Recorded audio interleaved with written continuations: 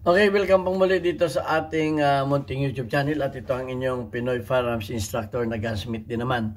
Bago ako bumati at magpasalamat ay gusto ko lang munang basahin ang katanungan ni Nelson Mariano. Ang sabi niya, "Good day sir, may tanong ho ako tungkol sa 1911. Kung ang 1911 ho ba ay may bala sa chamber at naka-hammer down at bumagsak, may posibilidad ho bang pumutok?" Okay, sasagutin natin ito dahil hindi lahat ng 1911 ay pare-pareho. Okay? At alamin natin kung ano yung firing pin safety block. Tuturo ko sa inyo. May mga video na tayo nito noon pero lilinawin natin alang-alang sa katanungan ni Nelson Mariano. Okay, bago natin yung sagutin ay gusto ko lang kayo pasalamatan dahil sa inyong pagda-like at pag-share ng ating mga videos dahil tayo ay nadadagdagan ng mga subscribers. Umabot tayo ng 48,400 plus na mga subscribers. At maraming salamat lalo tigito sa mga hindi nag-skip ng ads dahil nakatulong naman kayo sa ating revenues dahil ang ating revenues lahat ay tinutulong natin sa ating charity. Meron tayong 6 na estudyante na anak ng mga single parent na tinutulungan para makapag-aral. Bagaman kulang pa yung ating revenues ay ako'y nagpapasalamat sa inyo dahil malaking tulong na yan. At lalo tigit maraming salamat do sa mga sa mga nagpadala dito sa ating GCash number. Huwag po ninyong tawagan yung number na yan para bumili ng baril. Wala po kami pinagbibiling baril. Mag-message po kayo dyan kung kayo may ipapaabot na tulong sa ating mga beneficiary para kayo ma-recognize ng ating YouTube channel kagaya ni Sir Noli Piz America. Bagaman ayaw mong banggitin ang tunay mong pangalan, ako'y lubos na nagpapasalamat sa iyo at sana marami pang kagaya mo na may puso ng pagtulong para mas marami pa tayong mga bata na matulungan. Okay, at punta na tayo dito sa katanungan. Yung mga original, ibig ko sabihin yung mga unang sagawa ng, alam naman natin ang original ng mga 1911 ay Colt. Yung mga Colt, yung mga Series 70 ay wala pang firing pin safety block. Ibig sabihin, kung yan ay may chamber load, ay posibleng pumutok lalo na kung ang wala tayo ditong 1911 na baril pero may pandemo tayo dito. Papakita ko lang sa inyo kung ano yung firing pin safety block at ano ang bakit ito ay hindi pumuputok. So ayan. Kung ang inyong mga baril ay nakaganyan, halimbawa, ay pwede ang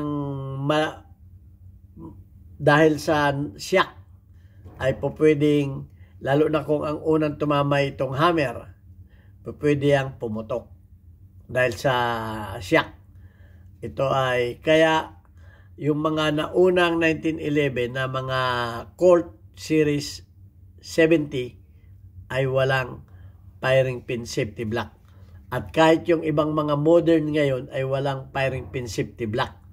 Kaya importante na aalamin ninyo yung inyong mga baril kung mayroon bang firing pin safety block yan. Ang kalimitang mga walang firing pin safety block, check natin ito, wala naman itong bala. Okay? Yan, walang bala. Ang kalimitang mga walang firing pin safety block ay yung mga single action only. Yung mga single action. Itong mga double action, itong kamukha nito, ang ibig sabihin ng double action, parang revolver. Pumapalo yung hammer kahit hindi nakakak. Okay, so, itong mga double action, kalimitan ay lahat ay may mga firing pin safety block. Pero kalimitan yung mga single action ay karamihan ay wala. So, yan ang aking experience na nakikita ko at kahit dito sa ating research ganun din.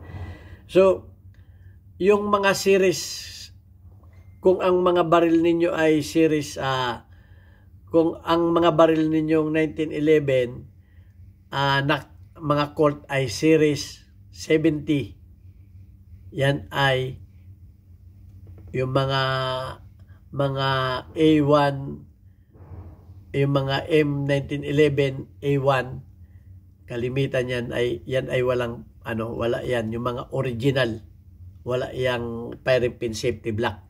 Yung mga Series 80 ay meron ng firing pin safety block yan. Kaya kung ang inyong 1911 ay Series 80 at walang firing pin safety block, yan ay fake. Fake yan.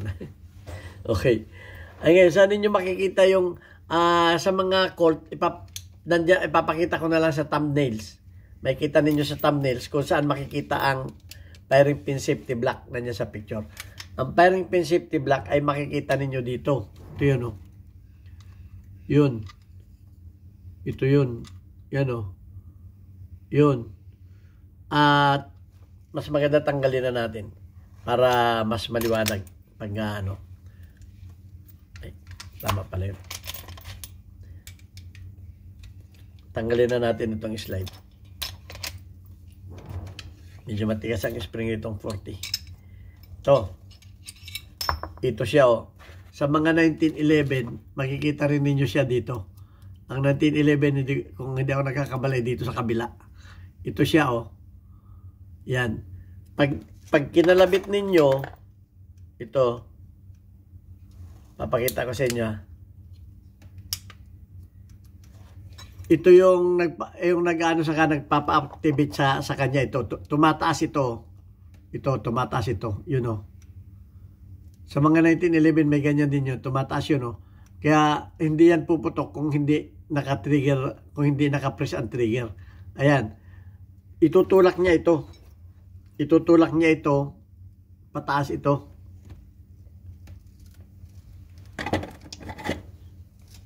Susundutin niya o itutulak niya ito pataas. Para hindi ma-block yung firing pin. Ito, nagbablock sa firing pin ito. Yan, oh. Yan.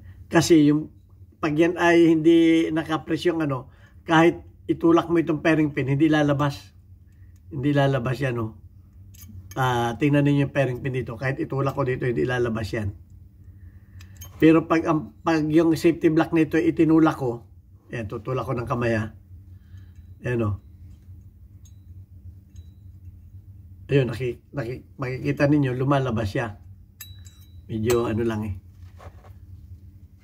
Medyo malabo lang dyan. Medyo mahirap makikita ninyo dyan, yun, lumalabas yung firing pin. Lumalabas yung firing pin dito pagka tinutulak natin. Pagka naka-press, yun, oh. Ayun. O kung malinaw dyan sa camera. Ayun, lumalabas doon sa butas ng firing pin.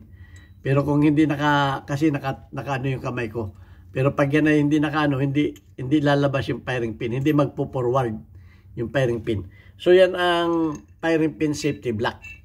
So, sa mga 1911 ay, dahil 1911 lamang ang tinanong mo, yung mga Series 70, yung mga lumang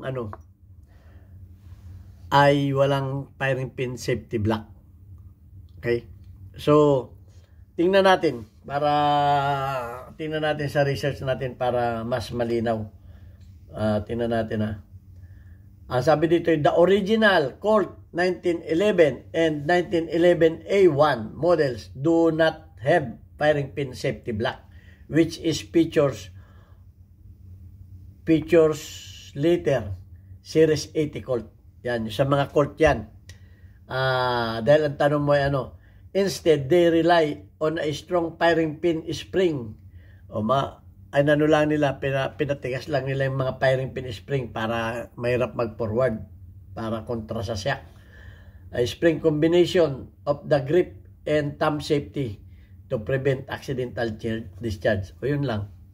Grip safety lang, thumb safety, yun ang mga So yun ang sa mga 1911 yan. Pero yung mga 1980 series ay meron na.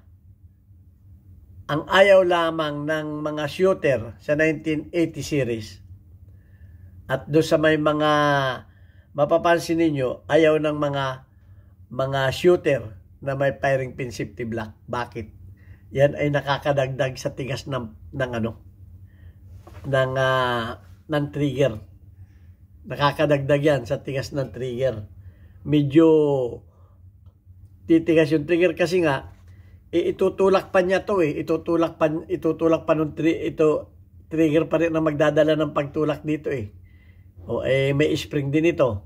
Dagdag yan sa dagdag yan sa trigger weight plus yung mekanismo pa na nagtutulak dito. So yung ganyan. Kaya yung mga STI ay wala. Kasi yung mga STI at saka yung mga shadow ng mga single action ay wala dahil yan ay pinangkukompetisyon. Yun ang ng mga shooter.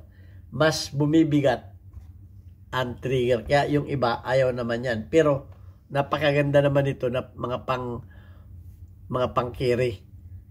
Mga pang everyday carry at mga pang home defense. Dahil siyempre dala-dala mo lagi yung baril. Lalo kung lagi asanay ka na may chamber load. So yan. Ang dyan. Sabi dito, the firing pin block is a mechanical block that prevents the firing pin from moving forward. Yung sinabi ko na yan. Yan yung mga safety mechanism. So hindi ko napapaliwanag sa inyo kung ano yung mga pero ang sabi dito ay the original design did not have firing pin safety block, thumb safety and grip safety when considered to be sufficient. Thumb safety at saka grip safety ang meron sa mga original na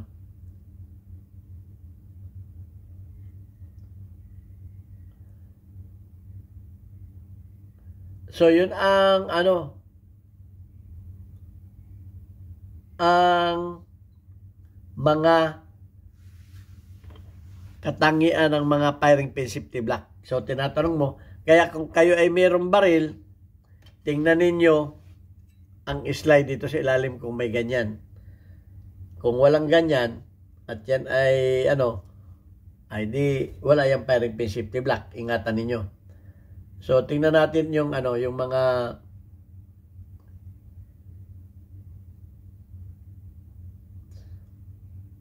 kahit saan ko tingnan dito ganun din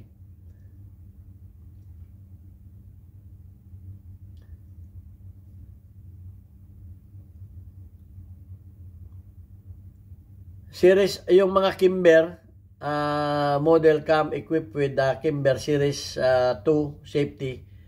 This safety is actuated when the grip safety is depressed. Mawala din yung mga Kimber na iba.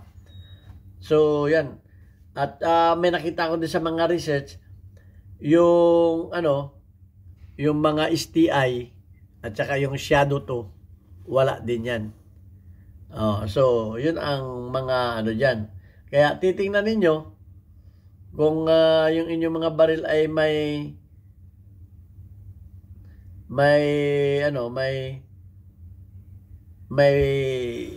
firing pin safety block. So yan, so yun lang naman ang tanong. Kaya yun na rin lang nga sinagot natin. At sana may natutunan din kayo dito para malaman ninyo kung yung inyong mga baril ba ay may firing pin safety block. Titingnan ninyo dito. Titingnan ninyo dito sa ilalim para alam ninyo. At hindi naman kung may firing pin safety block na hindi na tayo magiging maingat. Mag-ingat pa rin tayo. Hindi naman kung yan ay may firing ba, hindi natin alam ang aksidente. Kaya may firing pin safety block yan, king wala. Ingatan natin para hindi tayo na Pero yun nga lang, kahit sa mga research ko, yung mga shooter, ayaw ng mga firing pin safety block dahil nga na dumadagdag sa tigas ng trigger pull. Kaya yung iba, ayaw nila niyan. Kaya yung mga Shadow 2, mga STI, wala yan. At yung iba pa rin, marami pa rin dyan. Marami pa rin mga modelo na walang firing pin safety block. So, yun lamang ang katanungan, yun lamang ang ating sinagot. At kung may maidadagdag pa kayo, ay idagdag ninyo para mapakinabangan ang inyong alam, mapakinabangan ang ating mga kababayan. So yan, at tingnan lang natin yung ating mga community spotlight. Okay, shout out kay Gimboy, meron kang 75 engagement. Shout out kay Pinoy Making Air Guns, meron kang 2 engagement. Shout out kay Pinoy Firearms Custodial, meron kang 86 engagement. Shout out kay Hil Gonzales, meron kang 1 engagement. At shout out kay Jerry Francisco, meron kang 44 engagement. Okay, at shout out doon sa mga kababayan ko sa Pinamalayan Oriental Mindoro. Ayan o, doon sa dati kong machine shop, puntahan ninyo para matikman ninyo ang masarap na Papa Burger. Mura lang yan, 40 pesos, buy one take one. Marami pang pagkain dyan na kayo ma-order. At kahit brown out, may generator yan, 24/7 bukas yan. Okay, God bless us. Thank you very much.